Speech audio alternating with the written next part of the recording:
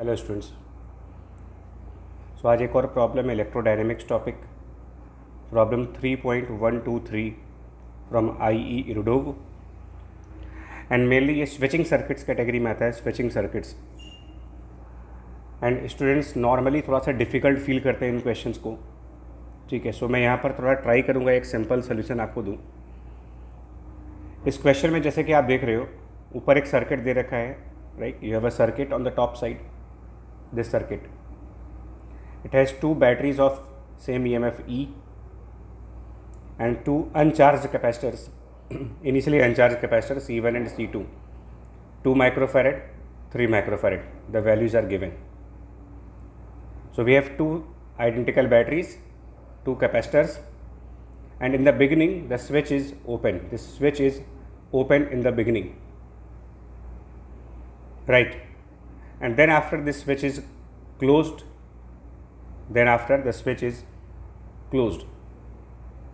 and the question is, after closing this switch, how much charge will flow through this branch 1, branch 3 and branch 2?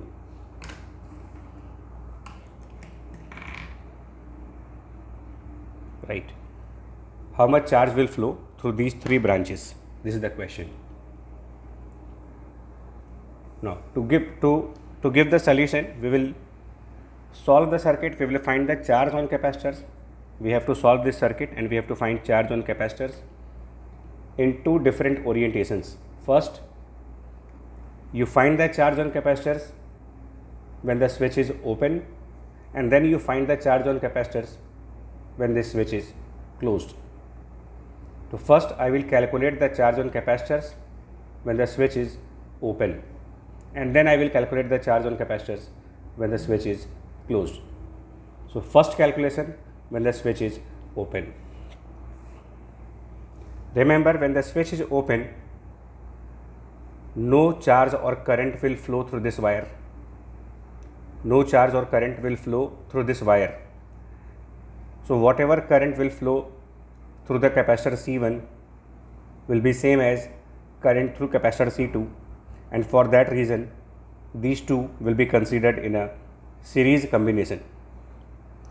And if they are in the series combination and same current is flowing through C1 and through C2, they will have same amount of charge.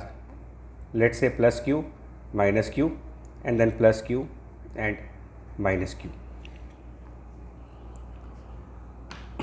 To find this charge, to find the value of this charge,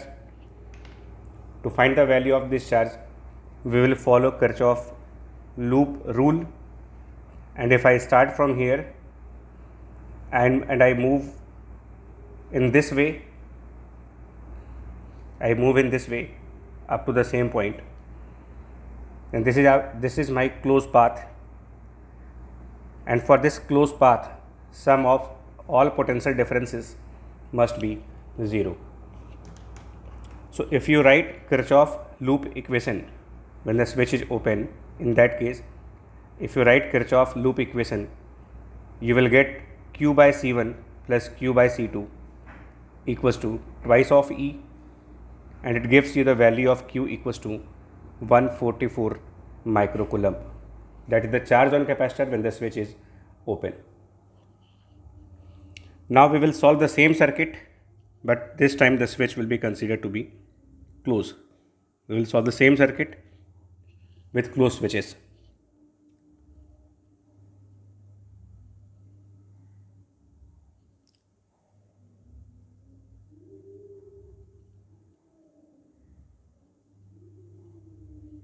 So now this switch is closed and the capacitor C1, capacitor C2, EMFs E and E, and now we will again find the charge on capacitors.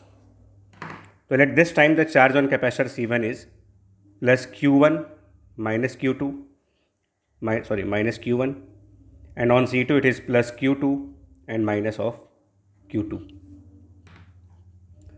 Again you apply Kirchhoff loop rule or any other method. This time I will follow this smaller loop to get the value of Q1.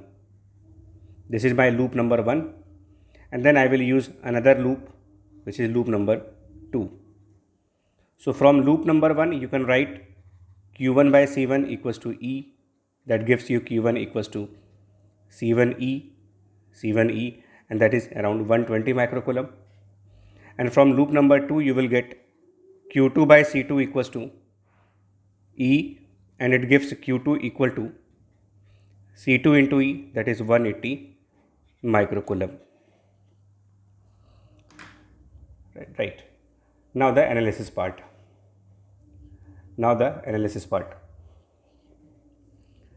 I will redraw these two capacitors now.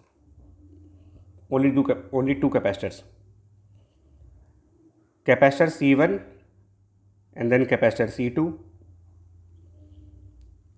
and the 3 branches. Notice that initial charge on the capacitor, initial charge on this plate when the switch was open was plus of Q. Plus of Q was 144 microcoulomb. So earlier we had plus 144 microcoulomb on this side earlier. This was the charge when the switch was open. And after closing the switch, the charge on the same plate is now plus of Q1, and plus of Q1 is 120. So this charge which was earlier plus 144 microcoulomb is now plus 120 microcoulomb. So from plus 144 microcoulomb it becomes plus 120 microcoulomb. It means a charge of minus 24 microcoulomb is received by this plate, because plus 144 minus 24 will give you plus 120. So this is the first answer, that the charge flowing through the section 1 should be minus 24 to the right side, and minus 24 microcoulomb to the right side means plus 24 microcoulomb to the left side. For capacitor C2, now for the capacitor number C2, the lower plate of capacitor C2 was having minus a Q charge, which was minus 144. So this lower plate was initially having minus 144 microcoulomb charge, and now this lower plate C2 has a charge of minus of Q2, which is minus of 180. So now this plate has a charge of minus 180 microcoulomb. So from minus 144 it becomes minus 180. It means this plate has received minus 36 microcoulomb charge, because minus 144 plus minus 36 will become minus 180. Now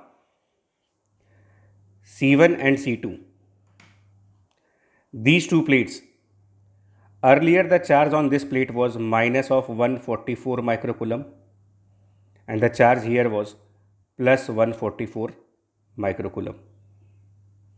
Now the charge on these two plates, it's minus 144 becomes minus 120 microcoulomb, and this plus 144 microcoulomb is converted into plus 180 microcoulomb. Now if you look, or if you consider the fact that system of these two plates were initially having all total 0 charge. The combined charge on these two plates were initially 0. Whereas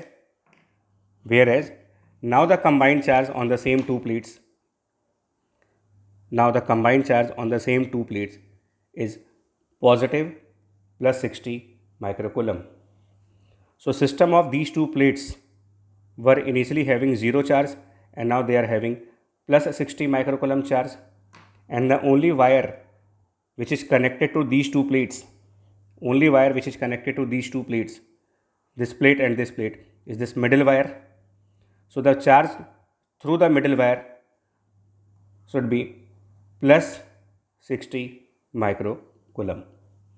So plus 60 microcoulomb charge will flow through this middle wire, and that charge will be and minus 24 from the wire number 1 and minus 36 microcoulomb from the wire number 2. And if you confirm Kirchhoff's junction rule, it is verified. Minus 24 coming from this side, minus 36 coming from this side, and plus 60 microcoulomb coming from this side, and the total value at this point is 0. So this was the question from IE Irodo, problem number 3.123. Based on switching circuits, amount of charge which will flow through a particular wire after the switch has been closed. We can also find how much work is done by the batteries and what is the thermal energy or heat energy dissipated in the wires after closing the switch. So I leave this portion to you. I leave the calculation for you. You have to calculate how much work is done by the two batteries. After closing the switch, how much work is done by this battery, how much work is done by this battery. Check whether the energy of capacitor 1 has increased or decreased. Similarly, check the energy of capacitor C2, whether it has increased or decreased. And following the conservation of energy law, you can find what is thermal energy dissipated in these wires. So solve the question and write your answers in the comment box. And I will make a separate video for calculation of thermal energy, work done by battery, and the loss or gain of energy by capacitors. Till then, thank you.